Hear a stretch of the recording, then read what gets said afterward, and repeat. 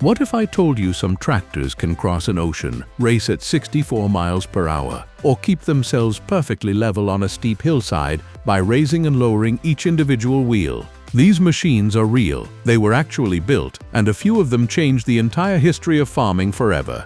Stick around, because number 1 is the size of a house, and number 3 once set a land speed record that stood for 81 years. Number 10. Fendt Trisix. Kicking off our list at number 10 is the Fendt Trisix, a tractor that looks like it escaped from a sci-fi movie set and wandered onto a German wheat field. Fendt unveiled this beast at the Agritechnica trade show in Hanover, Germany in November 2007, and the agricultural world was stunned. The Trisix lives up to its name completely. It has 3 axles and 6 massive wheels, delivering a thundering 540 horsepower.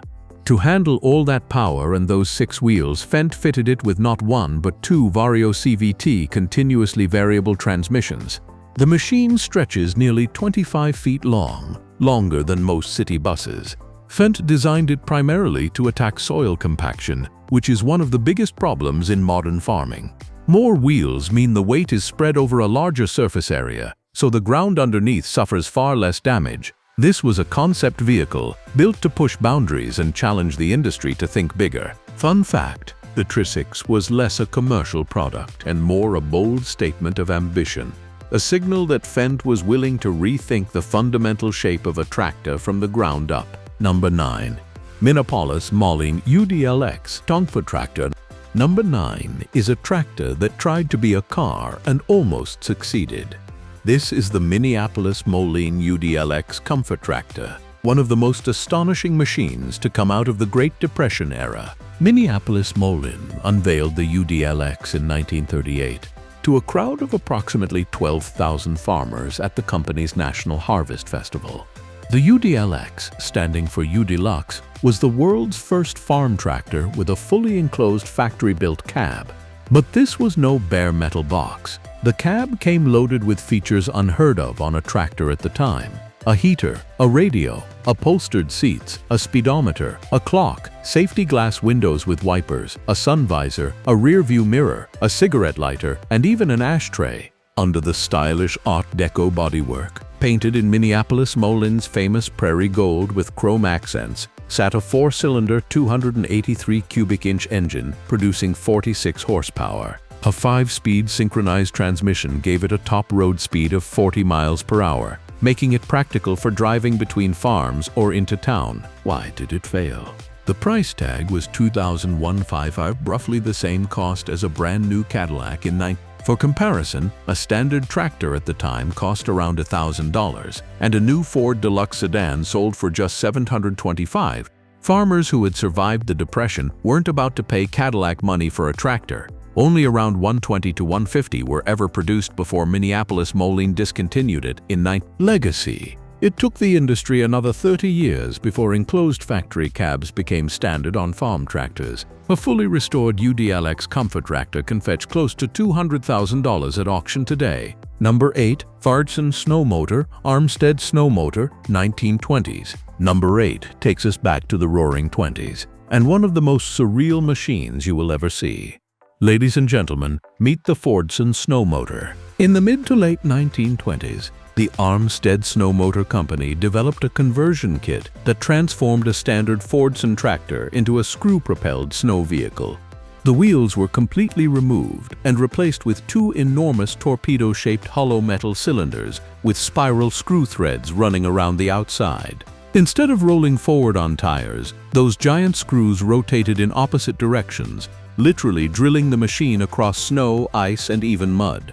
Each cylinder was powered by a separate clutch driven from the tractor's power takeoff. Steering was achieved by engaging one screw and disengaging the other, which made it surprisingly maneuverable for its era. Its top speed was around 8 miles per hour, and promotional films from the time show it hauling an extraordinary 20 tons of logs.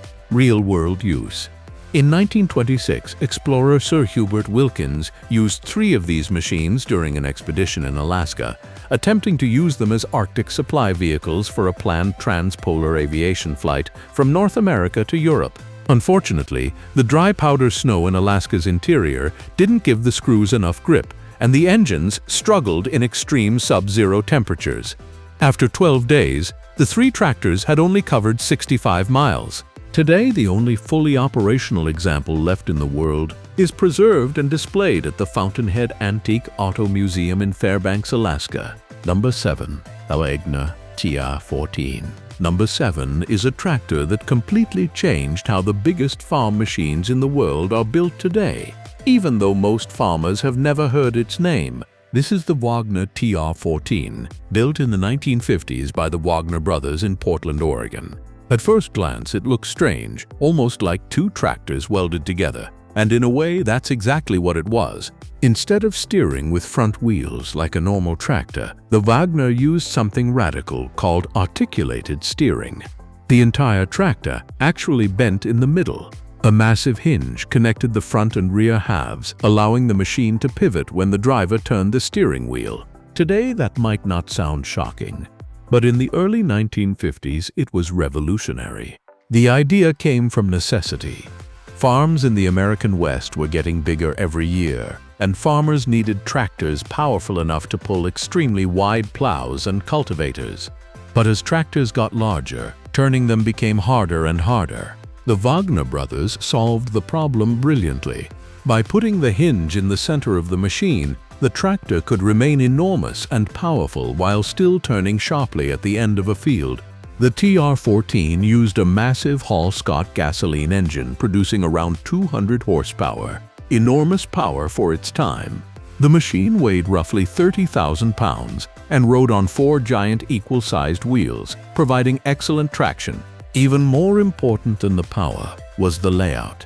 The articulated design allowed the tractor to distribute weight evenly and maintain traction while turning under heavy load.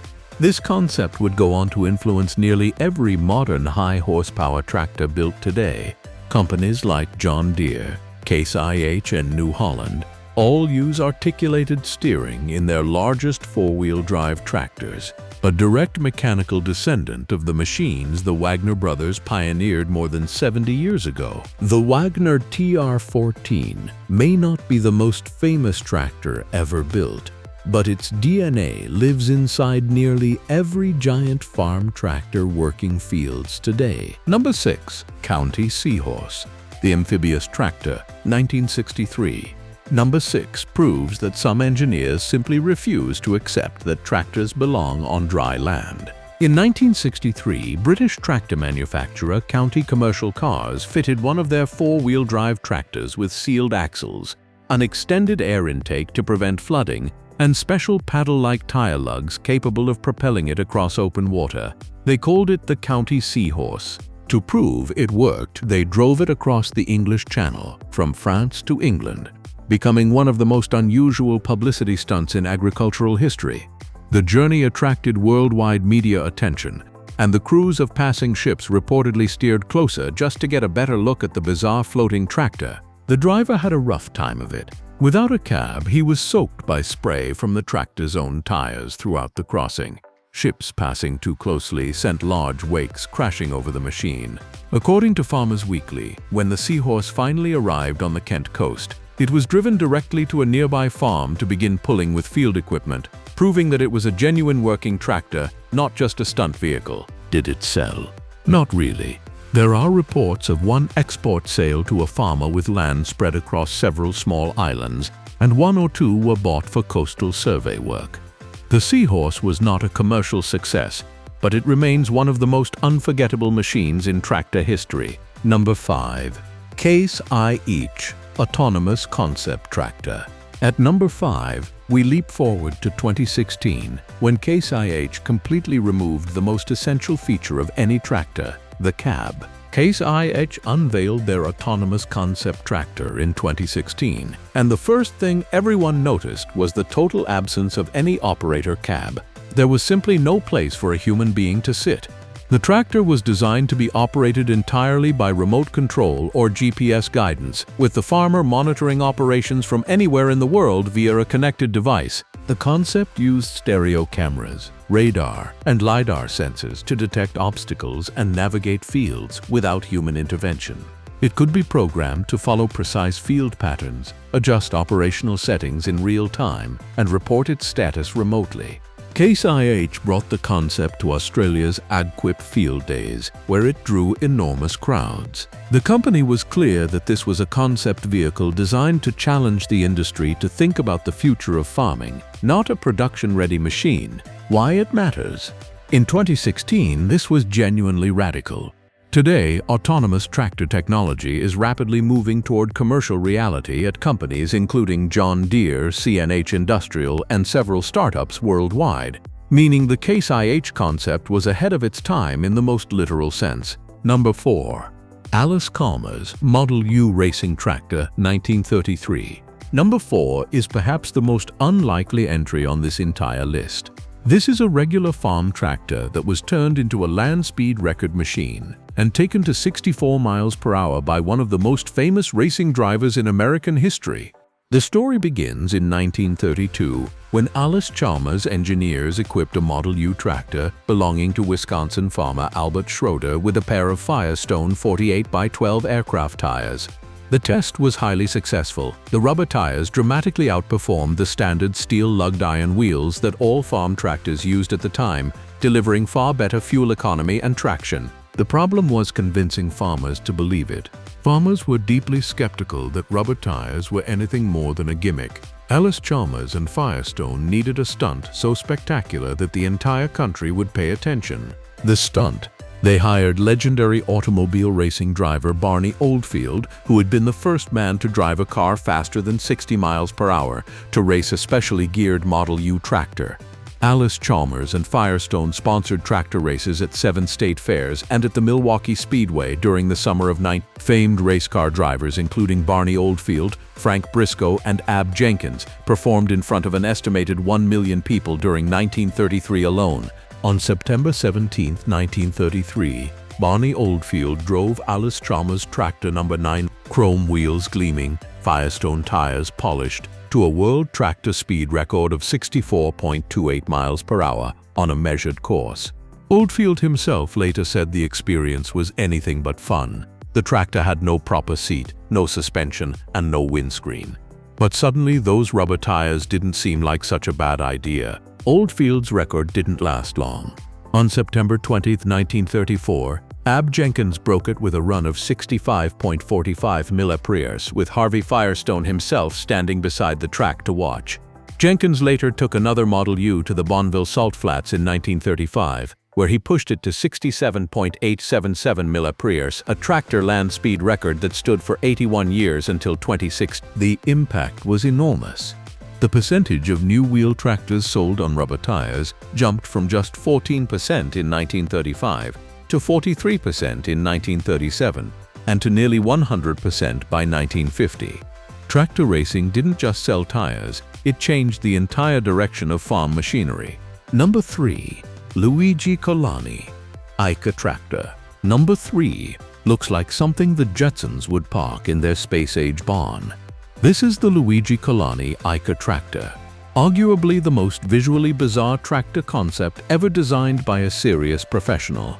Luigi Colani was one of the world's most famous industrial designers, obsessed with biodynamic, aerodynamic, and organic shapes.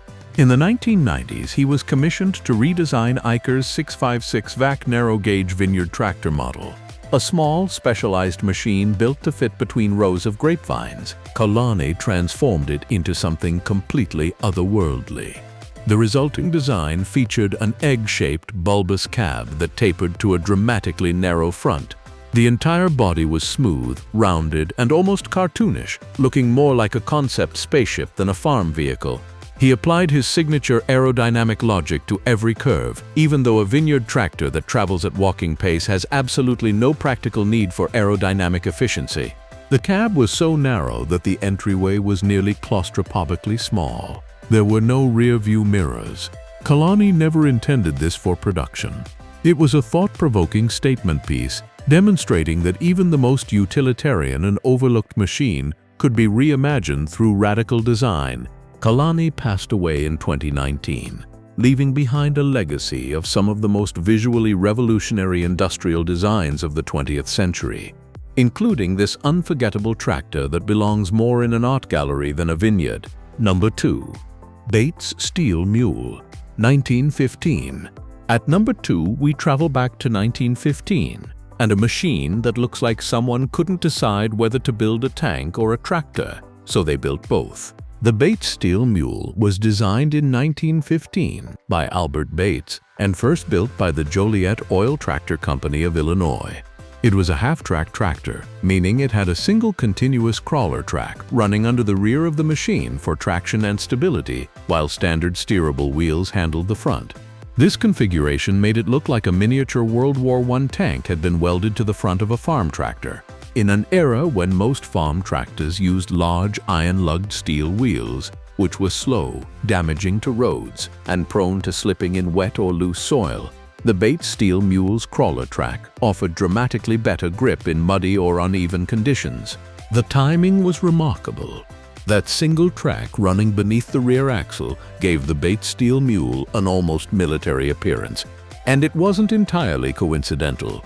The tracked vehicle concept was being simultaneously developed for military use during the First World War, with the first British tanks appearing in 1916, just 1 year after the Steel Mule's design. Agriculture and warfare were, for a brief moment in history, developing the same fundamental technology at the same time. A fully restored 1921 Bates Steel Mule has been preserved by collectors and demonstrated at antique tractor shows across the United States. It remains a fascinating mechanical bridge between the horse-drawn era and the age of fully mechanized farming. Number 1. Big Bud 747. And at number 1, there was really only ever going to be one answer. This is the Big Bud 747. The single most powerful, most record-shattering farm tractor ever built on the face of this earth. Built in 1977 by Ron Harmon and the team at Northern Manufacturing Company in Havre, Montana, the Big Bud 747 was commissioned by brothers Elmer and Melvin Rossi, cotton farmers from Bakersfield, California, who needed a machine powerful enough to perform deep ripping on their vast farm. Deep ripping is the process of breaking up severely compacted soil using enormous tines, requiring extreme pulling force. The numbers are almost incomprehensible. The Big Bud 747 is powered by 2 Detroit diesel 8-Voy 92T engines, combined a 16-cylinder juggernaut. When it was originally built, the combined output was 760 horsepower. It was later upgraded.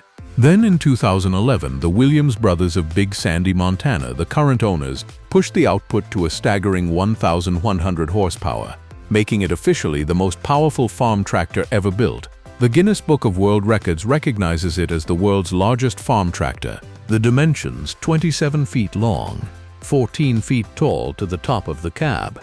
Fully ballasted, it weighs 135,000 pounds, 67.5 tons. Its fuel tank holds exactly 1,000 gallons of diesel. Its 8 tires stood 8 feet tall. When the original tire manufacturer went bankrupt in 2000, finding replacements became nearly impossible. Big Bud sat idle for years, too big to move.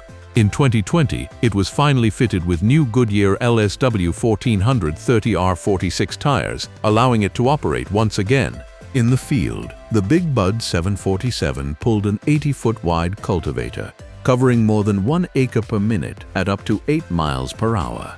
The name itself was a tribute. When it was built in 1977, the Boeing 747 was the largest aircraft in the world, so the creators named their machine in its honor. The cost, $300,000 in 1977, equivalent to approximately $1.3 million today. Only one Big Bud 747 was ever built.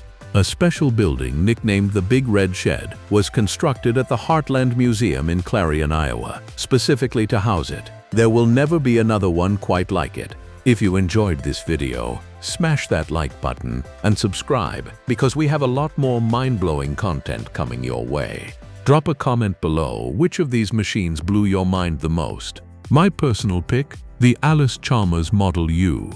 A farm tractor that set a land speed record still standing 81 years later deserves a lot more credit than it gets. Thanks for watching. See you in the next one.